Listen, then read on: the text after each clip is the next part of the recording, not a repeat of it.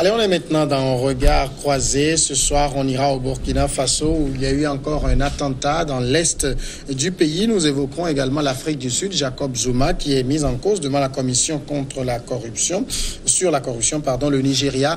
La sécurité du pays passe avant le maintien de l'état de droit. C'est les propos du président Mamadou Bouhari, des propos qui passent mal auprès de la société civile. Et puis le Togo, on va évoquer donc la mission de la CEDEAO, mission qui finalement n'arrive pas cette semaine, à en croire le ministre du Travail. Je reçois sur le plateau Russe Donkovi. Vous êtes activiste panafricain. Bonsoir Russe. Bonsoir Samuel, bonsoir à tous ceux qui nous voient ce matin, qui sont avec nous. Beau Soleil Obekou, président du mouvement Touche pas à mon président. Bonsoir Beau Soleil. Bonsoir Samuel, bonsoir à tous les téléspectateurs. Et Dr Hakimou Tchaniao, acteur de la société civile, qui signe son retour sur le plateau. Bonsoir Dr Tchaniao. Bonsoir Monsieur Samuel, bonsoir Ahmed Doyen, bonsoir à tous ceux qui nous suivent actuellement. Alors on va commencer, comme je le disais, avec le Burkina. Au moins 7 membres des forces de l'ordre ont été tués dans la nuit du 27 août par l'explosion d'un engin artisanal lors du passage de leur véhicule. Ces policiers et gendarmes allaient renforcer un poste de gendarmerie, lui-même attaqué et incendié dans l'est du pays. Finalement, au Russe Donkovi, le Burkina, c'est quoi? C'est devenu une passoire aussi facile pour les terroristes? Alors, le Burkina, c'est... Le Burkina a le même défi que tous les autres pays du Sahel, à savoir se défendre contre des terroristes qui ont été, on va dire, encouragés par... des interventions occidentales sur le territoire africain. Donc il prend, comme la plupart des pays du Sahel et même les pays de la côte, parce qu'on a vu le cas de la Côte d'Ivoire qui a subi des attaques, qui prend un peu le Burkina prend un peu le contre-coup de décisions auxquelles il n'a pas participé. Maintenant, je trouve quand même relativement que c'est un État qui s'en sort, à mon avis, mieux, par exemple, que le Niger ou que le Mali. On a effectivement des attentats, on a malheureusement des pertes de vies humaines, mais on n'a pas une pseudo-partition du territoire comme on peut le déplorer au Mali ou comme on peut risquer de l'avoir au Niger. Donc je trouve que c'est un pays, surtout quand on sait tout le processus dans lequel il est, toute l'histoire récente aussi qu'il a connue, c'est un pays qui pour ma part est remarquable parce qu'il fait preuve d'une certaine solidité au niveau de l'État, ce sur quoi on ne l'attendait pas en fait, parce qu'on s'attendait plus à un pays qui subirait, étant donné que l'ancien gouvernement et l'ancienne présidence étaient réputés pour avoir, comment dirais-je... Des accointances, pas certaines accointances, mais un certain secret de service qui serait beaucoup plus efficient, beaucoup plus efficace. Et le Burkina, en tenant jusque-là, en permettant à sa population d'avoir une vie plus ou moins normale, mais effectivement en renforçant sa sécurité, en gardant son processus démocratique, en pérennisant les procès qu'il a mis en cours, prouve que malgré tout cela, il tient la route. Alors, docteur Hakimou Tchaniao, qu'est-ce que ces terroristes cherchent à prouver au Burkina? C'est-à-dire juste leur capacité de nuisance ou au-delà, il y a quelque chose qu'ils veulent prouver? Bon, justement que quand on veut chercher les raisons fondamentales de ces attaques, on ne trouvera que le pouvoir, c'est la quête du pouvoir. Bon, mais des fois je me pose une question, à qui profitent ces attentats, cette instabilité-là? Bon, vous savez que le Burkina Faso, le pays des hommes intègres, c'est un pays qui est dans une transition après la chute de Blaise Compaoré. Oui, on ne peut pas dire que le Burkina Faso sous Blaise assez démocratique par rapport au Burkina Faso actuel. Donc après la suite de Blaise Compaoré, le pays a commencé par connaître ces types d'attentats, de terroristes qui essaient de déstabiliser le pays pour remettre en cause peut-être les efforts des gouvernants actuels.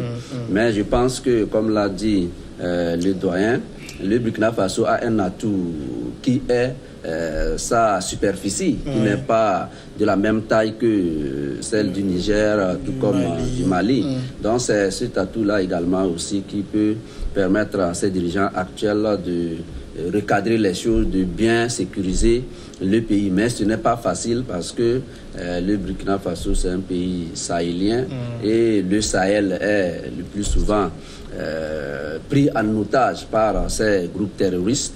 Et je pense que avec le temps, avec le G7, le G5, ainsi de suite, avec l'aide également des étrangers, même si on ne peut pas faire confiance à 100% à ces étrangers-là, je pense qu'on va arriver à endiguer ces groupes terroristes-là pour que la calmie revienne dans ce pays qui est très cher à la sous-région, étant donné que c'est un pays carrefour également. Alors, Bossolé, est-ce que ces terroristes ont quelque chose à vouloir prouver au Burkina?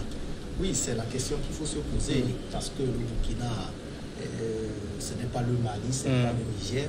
Mais quand on prend le Mali, par exemple, ces terroristes se sont installés là-bas. Pourquoi? Parce qu'ils voulaient installer un État islamique au Mali. Ils ont commencé par le nord du Mali. Ils avançaient au sud, à la capitale. Ils ont été stoppés par l'armée française. Et ils n'ont pas digéré leur défaite. Et ils se sont installés là-bas pour causer des attentats et faire du mal au peuple malien et même aux Français. Et au Niger, par exemple, c'est le terrorisme est venu du Nigeria avec Boko Haram, parce que le Niger fait frontière avec le Nigeria, et de l'autre côté de la frontière, il y a à chaque fois ces terroristes qui rentrent et qui causent du tort à la population nigérienne.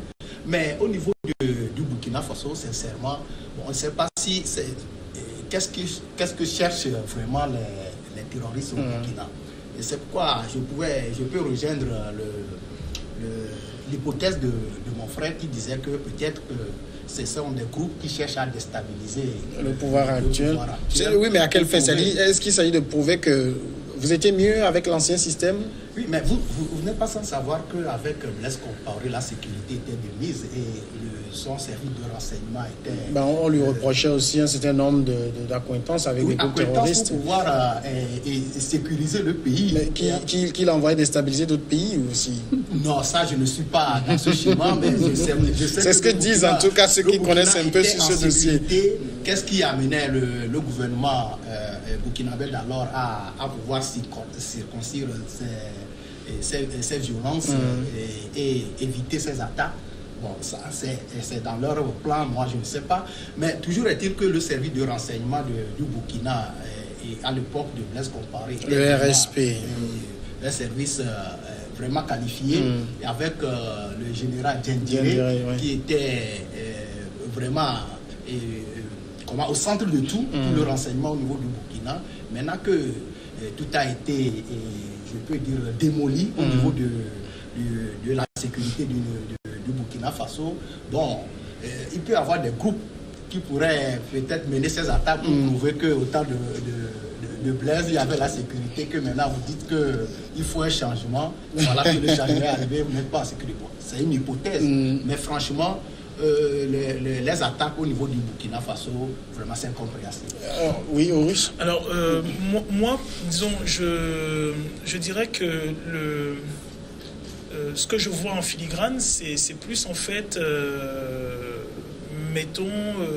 je vais dire de manière globale, les Occidentaux, dans le sens où il y a des projets sécuritaires qui ont été mis pour l'Afrique, comme l'Africom, pour le projet des États-Unis. Vous avez le G5 Sahel qui est financé par la France. Donc, il y a des intérêts qui vont au-delà de ceux de nos États, en tout cas de nos États conçus dans nos petites frontières. Et ce sont des intérêts régionaux où on nous apprend, après plusieurs décennies, on nous a fait comprendre que certaines régions étaient pauvres. On nous apprend que non, maintenant il y a des minerais, des minerais précieux. Alors, nos armées africaines, elles sont formées et disciplinées. Mais elles ont rarement le moyen de leur politique parce que leur efficacité dépendent d'un apport d'aide. Et cet apport d'aide très souvent vient de l'Occidentaux. Vous voulez avoir des armes, il faut que les Occidentaux l'apportent. Vous voulez avoir des avions, vous voulez avoir des renseignements sur votre propre territoire, vous voulez connaître la richesse, géologique que comporte votre territoire, il faut passer par des Occidentaux. Vous voulez pouvoir apprécier, pouvoir exploiter ces richesses, il faut que ce soit par des Occidentaux. Donc au final... Ils se rendent indispensables ou incontournables. Mettons que en ayant organisé volontairement le scandale libyen, les Occidentaux se sont rendus indispensables pour la sécurité de la sous-région. Donc, des États qui auraient pu prétendre à leur défense nationale, comme le Burkina, comme le Mali, comme le Niger, sont de facto obligés de se mettre ensemble, mais sous tutelle. Donc, on va avoir des armées africaines qui vont aller au front, comme par exemple, on voit l'armée tchadienne qui va aller au front, mais ça va être encadré par des armées qui ne sont pas africaines. Ça va être encadré par des experts qui ne sont pas africains. Les renseignements vont être envoyés par des structures qui ne sont pas africaines. Et au final, tout cela n'est pas gratuit, parce que... il faut payer l'addition. Il faut payer l'addition, parce que même en Occident, quand vous essayez de regarder peut-être un peu ce qui se dit sur les réseaux sociaux, surtout du côté de l'extrême droite, on fait croire que non, que c'est gratuitement qu'on va envoyer l'enfant de la France ou l'enfant des États-Unis qui va se faire tuer au Niger ou au Burkina, tout simplement pour préserver la paix. Non, c'est pour préserver des intérêts, et des intérêts même qui échappent peut-être aux gouvernances africaines. Donc, à un moment, je pense que les États africains au niveau des directoires sont pris entre le marteau et l'enclume. Parce que dans toutes les directives, il faut une intervention européenne. C'est-à-dire, si vous voulez booster votre économie, il faut demander de l'aide FM Bretton Woods. Vous voulez faire des routes, vous voulez faire des écoles, vous êtes encadré par le FMI et Bretton Woods. On va vous mettre des principes de gouvernance. Et si vous voulez maintenant sécuriser cet État, vous devez encore prendre des experts. Alors, docteur Tchenyaoui, il y a quand même quelque chose par rapport à ce que vient de dire Horus. Si on est quelque peu... On a quelque peu besoin, surtout de l'Occident. Mais que font nos armées? Est-ce qu'aujourd'hui, face à cette nouvelle menace, on n'a pas à faire une réorientation des objectifs et des missions des armées sur le continent? Pratiquement, les armées ont pratiquement les mêmes missions. Le problème, c'est l'efficacité et surtout le matériel, l'équipement. Quand vous prenez nos armées... pratiquement nos militaires, les militaires étrangers, tous sont formés de la même manière, puisque les Burkinabés, tout comme les Togolais, tout souvent... C'est-à-dire, on a l'impression qu'on les forme peut-être à la guerre conventionnelle, mais on a là une guerre non conventionnelle qui est asymétrique. Oui, justement, qu'ils sont formés dans tout, mais la différence... c'est au niveau du niveau d'équipement. C'est ce que je viens de démontrer. Mais ici, ce n'est pas seulement le Burkina Faso. Vous avez vu, vous avez vécu, vous avez constaté même ce qui s'est passé en France. Entre-temps, la France a été attaquée, les États-Unis pareil, l'Israël. Vous voyez, les grandes puissances également sont... ou bien ont vécu les mêmes situations. Ici, le problème, c'est que, comme l'a dit M. Horus, vous savez que Blaise Compaoré était quelqu'un qui avait l'appui de la France. Et sa chute n'avait pas contenté la France. La France n'avait pas digéré cela. Et vous voyez que on ne peut pas rester comme ça, laisser faire vos adversaires sans au moins réagir. Bon, moi je me dis que tous ces attentats-là... Oui, c'est prémédité, c'est prémédité. Surtout quand on se pose la question de savoir qui les arme. Par exemple, ces terroristes-là, où est-ce qu'ils trouvent des armes? Et quand vous voyez tout ça, là, le Burkina ne fabrique pas les armes, le Togo ne fabrique pas les armes. Et les pays qui fabriquent les armes, ce sont des pays occidentaux. Et ce qui revient, c'est bien ce qui me permet de dire même que, même si ces pays ne sont pas au courant, au moins ce sont ces pays-là qui financent en matériel, en équipement militaire à ces groupes terroristes. Beausoleil, je vous retourne quand même la question de la mission même de nos armées, parce que quand on voit aujourd'hui la facilité avec laquelle ces terroristes peuvent attaquer des postes de police, de gendarmerie, C'est ahurissant. Oui, nos armées sont formées de manière classique pour des combats conventionnels, la guerre conventionnelle. Mais ces terroristes ont trouvé des moyens de contourner ces stratégies de nos armées. Et souvent on le dit que l'ennemi est invisible et il attaque, il surprend nos armées. Et quand vous prenez l'exemple, ce qui s'est passé au Burkina la fois passée, ils ont d'abord incendié une gendarmerie. Et on attendait que des renforts arrivent. Maintenant, ils posent des mines et sur la chaussée, mais dans un nid de poule, et le véhicule a roulé dessus. C'est-à-dire, on a comme l'impression qu'ils connaissent un peu la réaction. C'est-à-dire, on sait que quand nous attaquons, il y aura des renforts qui viendront de ce côté. Tout ça là, c'est pas anodin. À chaque fois qu'ils attaquent, ils voient la réaction des forces de l'ordre, des forces de sécurité. Et par exemple, pour le Burkina la fois passée, et au lieu de mettre, par exemple, les mines sur une route, peut-être une partie qui est visible, et ils ont préféré mettre ça au niveau des nids de poule. C'est-à-dire que, par exemple, la mise des mines, par exemple, peut-être que les forces de l'ordre savaient qu'en avançant pour leur renfort, il faut faire attention, parce qu'il y aura peut-être des mines sur leur chemin. Mais les terroristes, en même temps, eux aussi sont peut-être au courant de cette stratégie de nos armées conventionnelles. Donc, pour dire que, au fait, même en Europe, l'Occident même n'a pas encore trouvé la réponse adaptée, la réponse adéquate pour pouvoir contrer ces attaques terroristes. Parce qu'à chaque fois qu'on évolue, ils changent toujours leur mode opératoire. Et ça agace vraiment les armées conventionnelles. Et ici, en dehors de la formation, nous manquons de matériel, de moyens pour pouvoir faire face à cette nouvelle à cette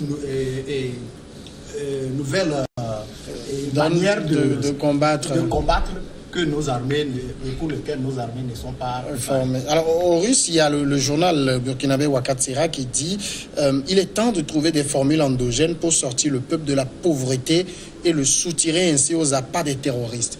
C'est-à-dire qu'il y a un lien intrinsèque. Oui, il y a un lien intrinsèque parce que les gens qui sont récupérés pour ce type d'attentat sont généralement des gens qui sont abandonnés par le système. C'est le système nos systèmes de gouvernance, généralement calqués sur les modèles qui existaient au temps de la colonisation, ou formatés par les institutions de Bretton Woods, n'apportent pas de solutions concrètes. Je pense que parfois on fait un amalgame. Il faut faire attention. Ce n'est pas parce que quelqu'un dit et pense le développement que le développement, la manière dont il pense le développement est adopté et compris par tous. Je pense que dans beaucoup de nos pays, on a mis en marge une certaine population, notamment la population rurale, et on s'est focalisé sur ce qu'il y avait d'urbain en pensant que l'urbain serait à l'image de ce qu'il y a à l'intérieur. D'accord, on va marquer d'abord la pause, c'est déjà l'heure de la courte pause, et puis on revient après.